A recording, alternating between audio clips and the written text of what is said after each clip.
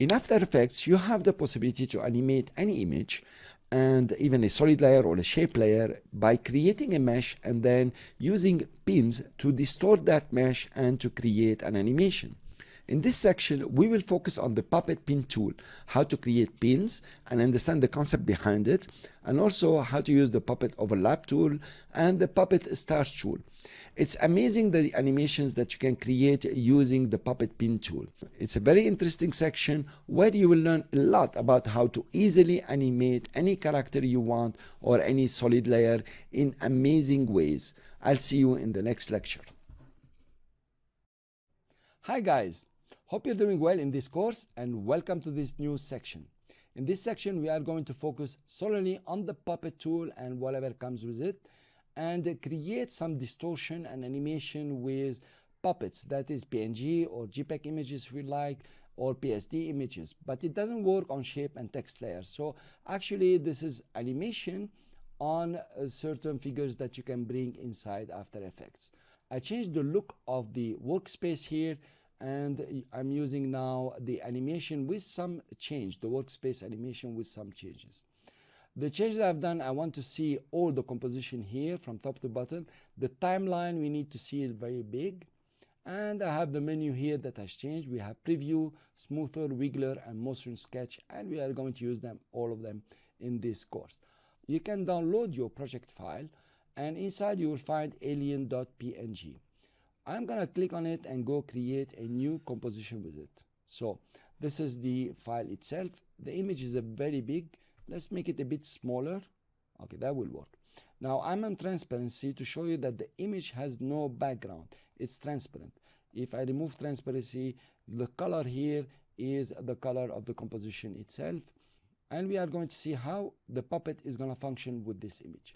Fine. Now there is something very important. The puppet tool here operates on what we call the alpha channel. What is an alpha channel? If you come to your small button here, you say show channel and color management settings. You can click on it and you have red, green, blue, alpha. Of course, this button has a lot of functions in After Effects. But for now, I'm going to minimize the explanation just about to demonstrate for you the alpha channel. If I click on red, I will see the red line here telling me I'm looking at red. And with the grayscaling here, I know that I have a lot of red here, too much red here, and somehow some red around in the white area. If I go to blue or green, I will see that I have more green in this area than it was in red, and here less green and lots of green, and so on. So it determines by grayscaling how much green you have. And you can go to blue. You notice we have a lot of blue. If we go to the alpha channel, and this is where our interest, it changes completely. All the black means it's transparent, and the white one means you have color. And this is the white area is the area we are going to work with, and it's going to be distorted, and we use pins on it. The transparent area will not be touched, and After Effects will not take it in consideration. Now if you imported your own image and you see it as a rectangle or a block with white, it will not be very feasible to animate a character, but you can distort the whole image. Fine, let's go back to normal. That is RGB.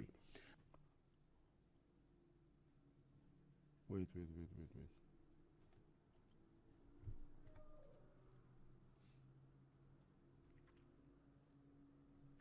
Let's go ahead and start creating some pins. I will select the shape layer here and click on the puppet pin tool, long click, and I will see I have puppet pin tool, puppet overlap tool, and the puppet start tool. We are going to go through the three of them, but for now let's go to puppet pin tool. Now you notice the mouse has changed into a pin itself. So I will come and add a pin just on top of his head here. Now a pin has been created, is the yellow dot, and a whole mesh has been created. In the toolbar here you see mesh, and it says show here and don't show, and you have the expansion, I will explain that, and the number of triangles. That the first changes. The second changes here, you have an effect that has been created, and it's the puppet effect. Inside there is the mesh, and inside the mesh there is the number of triangle and the expansion, same as here. And there is deform, and deform has a puppet pin. and the puppet pin here is already keyframed. That's my only puppet pin I have here. Now if I move here the position, the puppet pin will move, and in that case, because I have just one pin, it will move the whole character for me. I will reset that. So when you reset, it will only reset the positions of the puppet pins, not everything else. Cool. So now I have one pin, and if I point to the pin, you will notice that it has become, the mouse has become like a move. If I click, I can move it around. Of course, the whole layer or the whole shape is moving because I have only one pin. I will reset it again. Now what's the mesh for? The mesh will determine the deformations. This is how it's gonna be deformed. Thinner the mesh is, or more triangles you have in the mesh, better the deformation are, and of course it will eat up on the processing time. Less, you will have, you know, more coarse deformation, and that's it. That's basically it. Now you notice here that the mesh is extending just, you know, 5 pixels. You can increase that and the mesh will, you know, extend much more, but now everything is becoming just one block. Let's put back at 5 here. It's okay. So that's a simple explanation about the mesh. We will see how it's gonna work. Now let's go back to 100% to fit and create another pin. Now this is where the fun starts. If I take the first pin, click on it and move it, you notice that there are some deformations happening, but the second pin is like an anchor, is not moving at all. That's pretty cool, because I would like to move the head, but I don't want to move the feet, and it will determine the deformation. Now, in general rule, when you move one single pin, all the other pins will not move and will act as anchors. Let's add another pin on the leg, and then if you move the first pin on top, you notice the 2 bottom pins are not moving. That's pretty important to notice, and it will determine how you will distort. Now you see the yellow one is the original position. If you reset, it will reset the position and there is no more yellow one appearing.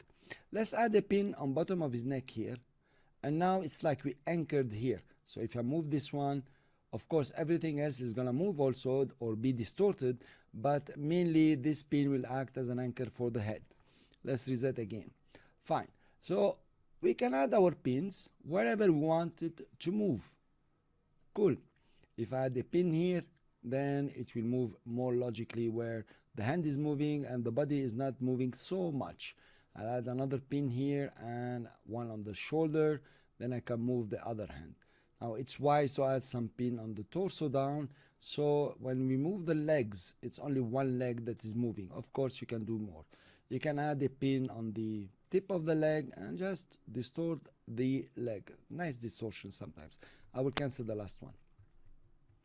Okay, now we have all our pins in place and we are ready to do some animation. We will do that in the next lecture. Hi guys, I hope you're enjoying the puppeteering, and in this lecture what I want to do is to show you how to create animations or keyframes and motion path with the puppet pins, and it's gonna be very interesting. Of course I'm gonna go randomly just to cut short on time. I'm not gonna do something very serious, just to demonstrate to you, and from there on you can take it up and start doing your own creation. You can actually deform and transform anything you want. Cool, let's start. Now how do I create a animation for this pin? For example, I can come to the pin here and I have the position. I have my first keyframe. Can go down to the timeline. I will use shift page down.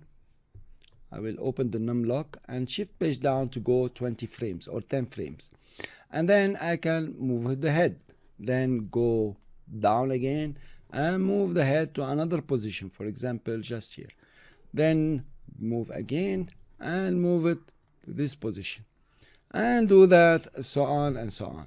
Now if I don't have any good animation in mind, this is very tedious and this is not useful at all. But if you have a specific animation, this system will work with you very nice. You'll notice that if I come and play, the guy's head is moving very nicely, cool, according to the position I have done.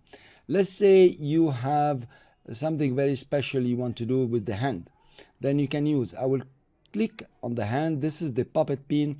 Say I want the hand to go left, right twice, so I know exactly what animation I want. I can use the system of the keyframes.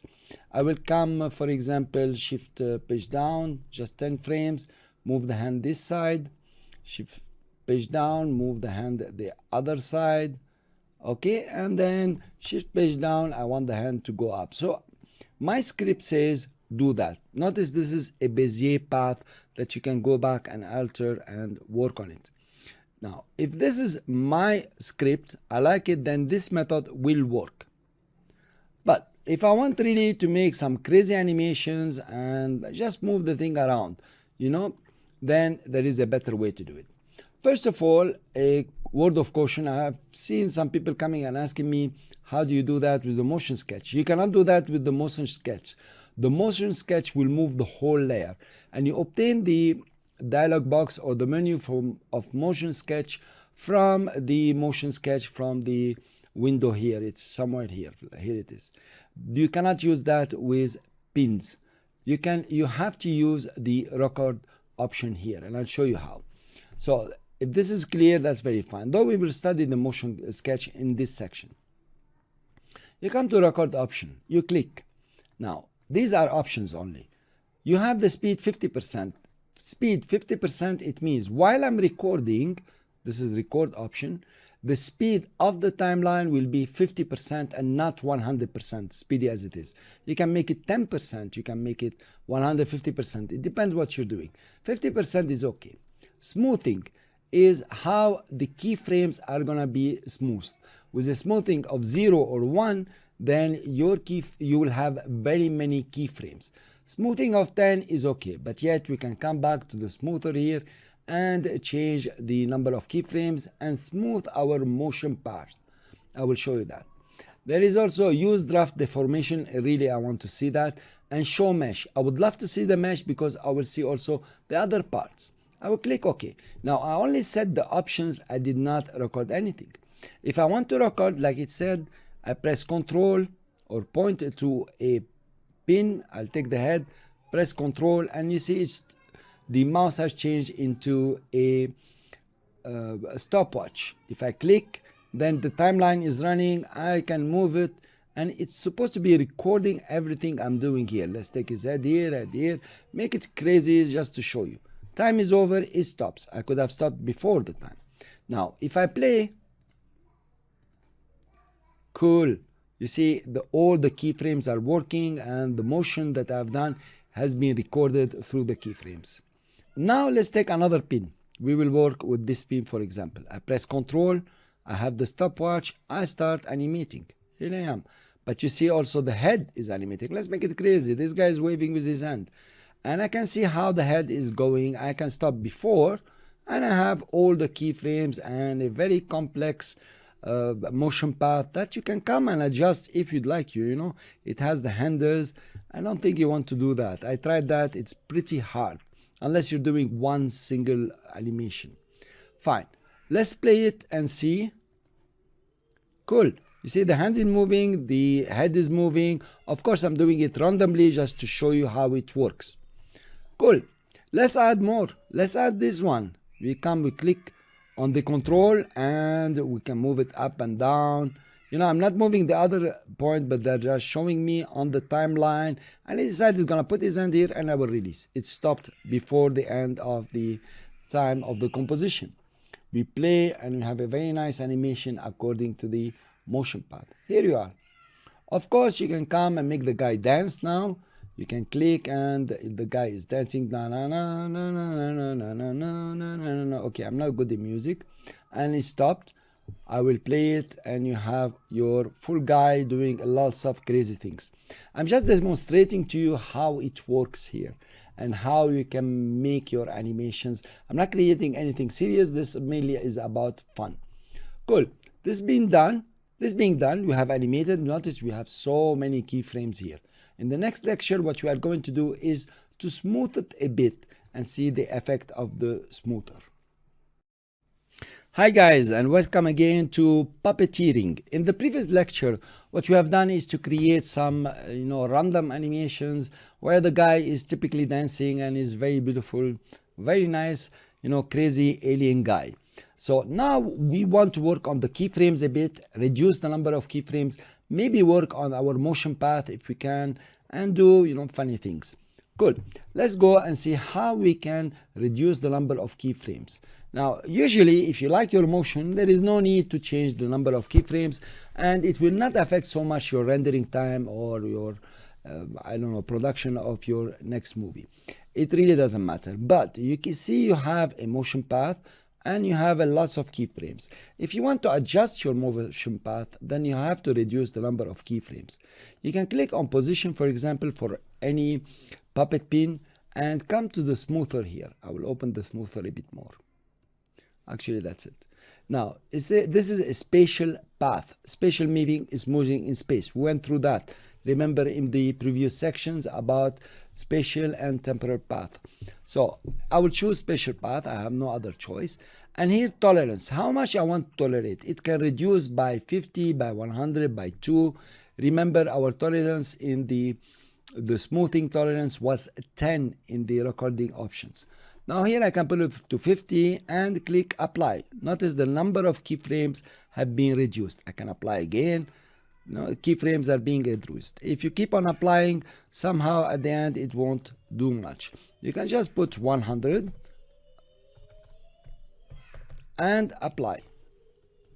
Here, now I have very few keyframes. If I look at it now, I can work on my motion path if I can see it, because other motion paths are showing, and move my keyframes around or just one keyframe and so on. Let's play again. Let's see the difference. Now this one is doing much better than the rest, for example. Okay, this one was which one? This is the left hand. You can select your keyframes and press F9 to easy ease them. Come to your graph, select all the keyframes again, and just push it this side, which makes the movements a bit jerky, just moving up. Let's look at it, and we play a preview. You notice the movements have become very jerky. It is the other hand that is moving. Cool. That's one way to do it. Then you can come to the other pins, and of course, here come to the smoother at 100%. Let's stop the animation. Choose this one and say apply. Okay, much less. And come to the pin number 2. This is which one? This is the foot down there. And of course, you want to smooth it. Now it has only 2 keyframes. I guess 100 is too much. Let's make it 25. And we smooth it. Cool. I think it's okay. Let's play our animation. Not bad. The leg is looking good. Cool. Now you can choose all your keyframe, press alternate, that, and move it to the end. And press F9. You ease them and come to the graph. Select the keyframes, all of them. I'll also make, for example, a jerky movement from this side. Cool. Let's see what's happening. Now the leg is moving up and down very much. Let's smooth it again. I will go for a smoother, apply, and it changed a bit. Okay, let's stop the animation and go to the beginning. Select all the keyframes and delete them. Now we want to create a smooth movement only with this hand using the record, but we want to record few keyframes so we move slowly. And what we want to do then is to work on the motion path. Let's start. I will click and take it smoothly up and then down and then maybe to the side, and that's it.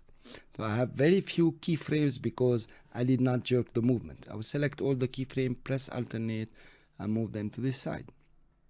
Cool. Now I have a motion path that's somehow workable, we can work with. Let's look at the motion path. Do I like it? It's jerking here, jerking there. Cool. Now I've selected all my keyframes. The best way to do it is to right click, go to keyframe interpolation, and use rove across time. And here you are now. The movement is very smooth around the whole motion path. Good. Let's come here and select our keyframes, for example, the last keyframe, and we can move it and decide exactly how we want the hand to move. If you move across time, you notice the hand is coming up, then coming here. Here we need to work on it. Let's make it smoother. No jerky movement, no right angles, for example. And you will adjust it very nicely the way you want it. So this is the amazing thing. So if you're doing a serious work, this is what you will be doing, trying to get the motion exactly what you want. Of course, it takes time. Puppeteering and animation of characters is always very much time consuming in any software that you use. Now let's run our animation, or let's preview it with the timeline indicator. This guy looks cool, but here it's coming out of the screen. So let's take this keyframe and push it inside. And it's working very fine with us now. It has a circular shape, no problem. Let's play. And we have something very nice coming up. If I find this slow, of course, I will select all the keyframes, press alternate and bring them in. Then the movement will be much faster. Let's play it. Cool. So it has, you know, a quite monitored movement and not random. So this is how you create using the record options and using the recorder, and you create your animations for any PNG file or any file that you can import in After Effects. You can distort almost everything. Thanks very much for listening in this lecture, and we will move on to see the other tools, which are the starch and the overlap. See you then.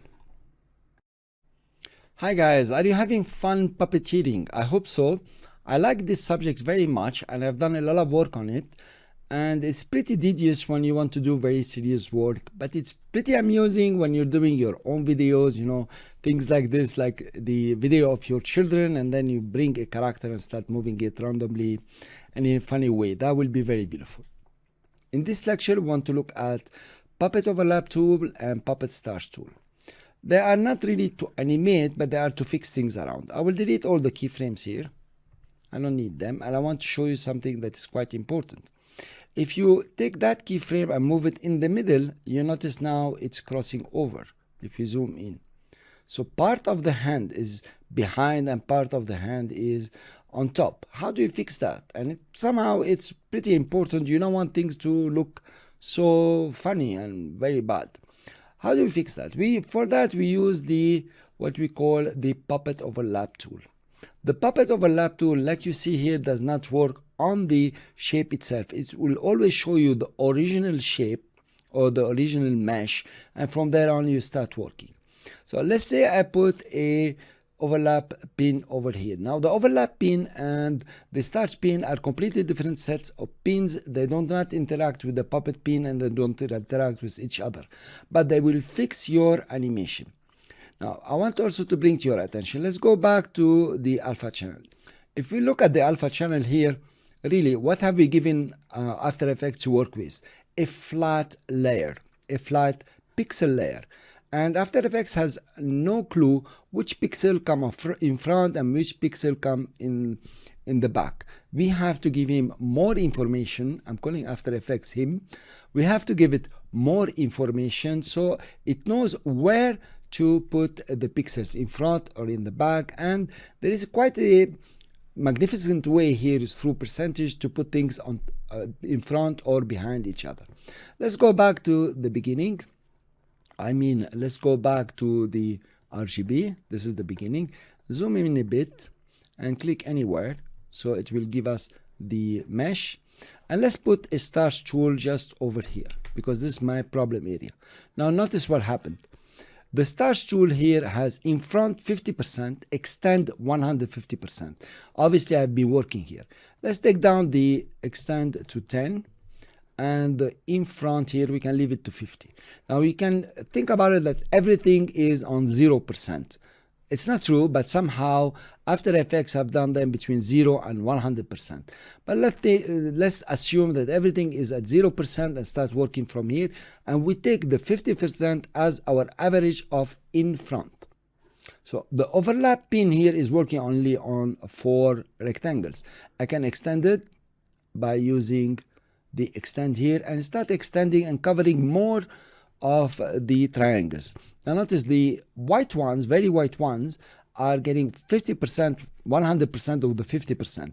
The ones that are in gray, they are not 50%, they are, let's say, 49%. You can keep on extending to cover the area that you would like.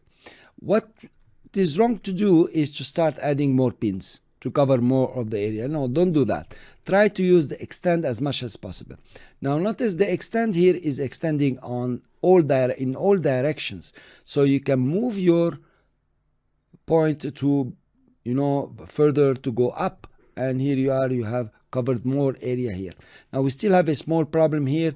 You have the choice to use the extend or to move your point. Let's use more of the extend, and we cover up to the end. Here you are. Now if I want to cover up to the shoulder, I can move my point. Cool. Thinking that it's gonna go in all direction. When I extend, I can extend it. Now it's covering up to the shoulder. Here you are. Now we have an extension here that's not good. We can use the point to go this way. Here you are. You have just extended up to the shoulder. So now any animation with the hand will ensure that, I go back to puppet pin, will ensure that the hand is always on top. Let's remove the mesh and look at it. Is it always on top? Let's click here on this point. Oh, no, it is this one for the hand. No, this one. And move the hand. You notice that the hand is moving on top of everything. And that's cool for me. Now, notice also you have some distortion here. That's not very beautiful. We will work on it. Now, also the mistake I've done here, I brought them next to each other. I was wondering which one is the point to use, the pin to use. Okay, so this is how you use the overlap tool. If you take this hand, for example, let's try to fix it. Does it have any problem? Yes, here it overlaps. So there is a decision to make here. Do you want it behind the legs or in front of the legs? Since this hand is the one in front of the legs, maybe this one should be behind all the legs. Let's put it here. Let's put it here and make sure it's behind the legs.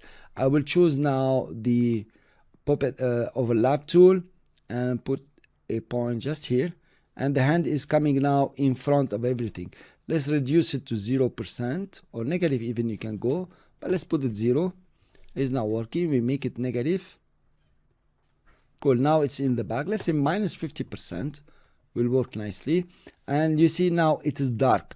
When it's dark is negative, when it is white it is a positive. Now the hand, if it moves, we use the puppet tool, that is Control P, and it's always behind almost everything, of course. So one hand is in front and one hand in the back. Let's put this one here. You notice it is under the second hand. That's pretty nice. Now you can create a movement where the guy is putting one hand in front and the other hand in the back, or one hand in the back and one in front, and he's doing, a movement of, dancing or something like this. So this is about the overlap tool. It's a fixing tool. The puppet starch is also, I will show you how it works in the next lecture.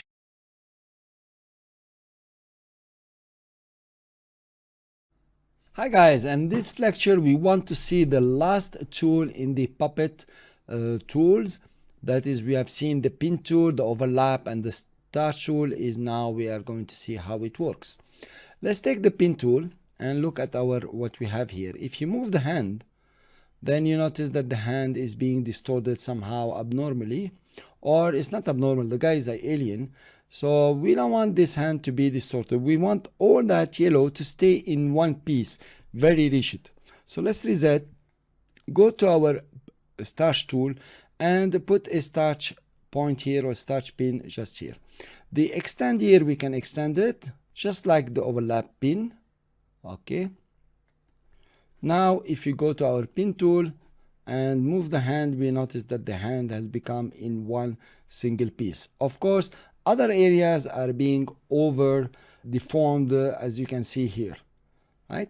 So, but our aim here to make this one, pretty rigid. We can come and do the same for the second hand if you'd like to. Take the starch tool and put a starch point here. It is making everything is rigid here. Go back to your pin and try to move it now. It's quite rigid. Now this is very useful for sometimes when you move a pin, the other pins will start moving. Like if you zoom in here, you might want to starch the shoulder here So when the hand moves, there is no distortion around the shoulder here. Okay, so this is about the start tool. It's very easy, very simple, and you can use it. It doesn't have very many parameters, but it will help you to ensure that your animation or your distortion is more logical and nothing is overstretching or understretching. Thanks very much for listening. This was about puppeteering. We will do some exercises and we will get you to become an expert in puppeteering if you want.